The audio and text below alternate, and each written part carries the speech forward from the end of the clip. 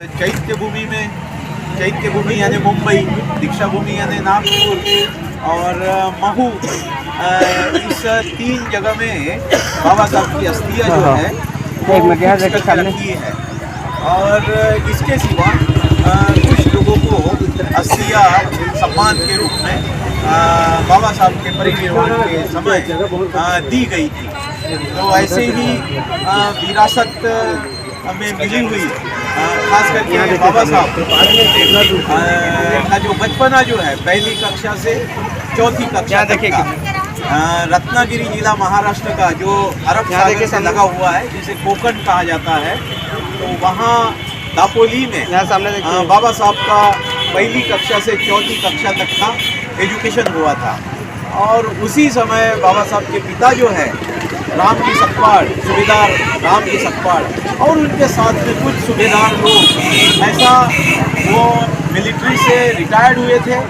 और वहीं मतलब रहा करते थे यानी दापोली में। और फिर जब बाद में यानी परिनिर्वाण जब 6 दिसंबर 1956 में जब हुआ, तो तब अस्थियों का बाबा साहब के अस्थियों का कुछ अंश जो है वो उस यानी गांव में रहकर उनकी एक छोटी सी ज़मीन भी थी वहाँ पर जो ब्रिटिश आर्मी से मिली हुई थी सूबेदार राम जी सकपाड़ को। तो वहाँ के ग्राम पंचायत और प्रतिष्ठित जो कोई नागरिक थे वहाँ के, उन लोगों को कुछ अस्थियाँ मिली हुई थी और वहीं अस्थियाँ विरासत के तौर पर फिर उन्होंने ये बहुत ही पवित्र अस्थियाँ है और आगे चल के यानी लोगों के दर्शन के लिए यानी ये अस्थियाँ उपलब्ध होना चाहिए, इसलिए उन्होंने फिर पुणे में जो हमारा बुद्ध विहार है, धम्मचक्र प्रवर्तन बुद्ध विहार, बहुत बड़ा बुद्ध विहार है, लगभग 3.25 एकड़ ज़मीन है और सबसे शानदार बुद्ध विहार है वहाँ का। तो वहाँ महाराष्ट्र के जो प्रशासनिक यानी IAS अधिकारी जो होते हैं, उनकी उपस्थिति में ये अस्थियाँ उन्होंने हमें सौंपी और इसलिए हमारे पास में ये विरासत के तौर पर ये अस्थियाँ है। तो हमने सोचा कि आम आदमी जो है वो बम्बई जाकर दर्शन लेना, महू जाकर दर्शन लेना, नागपुर जाकर दर्शन लेना, सभी के सभी जा नहीं पाते हैं, तो क्यों न ये अस्थि लेकर यानी गांव गांव घूमें और बाबा साहब के चाहने वाले, बाबा साहब को मानने वाले,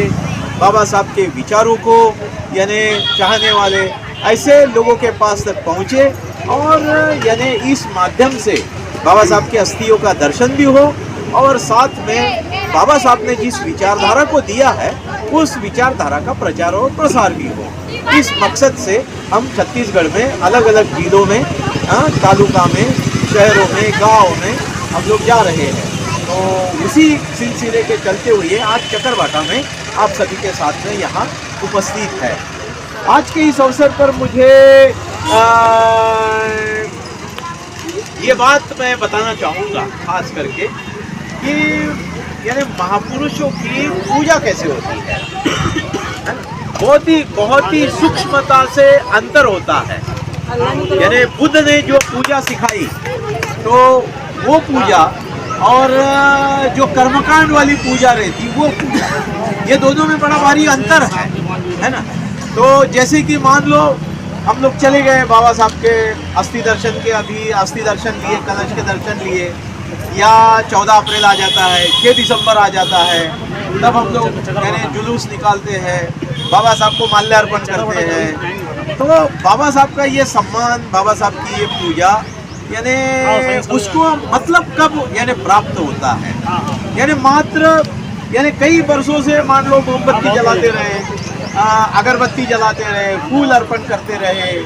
और बाबा साहब की विचारधारा की तरफ कोई ध्यान ही ना दे, तो फिर ये कर्मकांड वाली पूजा हो गई। ऐसी अगर पूजा रही तो फिर बाबा साहब के विचार जीवित कैसे रहेंगे, ये बहुत बड़ा सवाल है हमारे सामने, है कि जी। तो इसलिए यानी महापुरुषों के विचार जीवित रहने से सही अर्थों में महापुरुष जिंदा होता है, जिंदा रहता है। अगर महापुरुषों को विचार जीवित रखने वाले शिष्यगण अगर नहीं मिलते हैं, वो मात्र जय जयकार करते रहे, मात्र मोमबत्ती फूल अगरबत्ती अर्पण करते रहे, तो यानी क्या हो गया, वो महापुरुष के जीवन को हमने मर्यादित बना दिया, है ना। और महापुरुष ऐसे मर्यादित नहीं होता है, महापुरुष तो हजारों साल यानी जीवित रहता है विचारों के द्वारा। अब जैसे कि उदाहरण के तौर पे ये मोमबत्ती हम लोग अर्पण करते हैं, तो मोमबत्ती जो है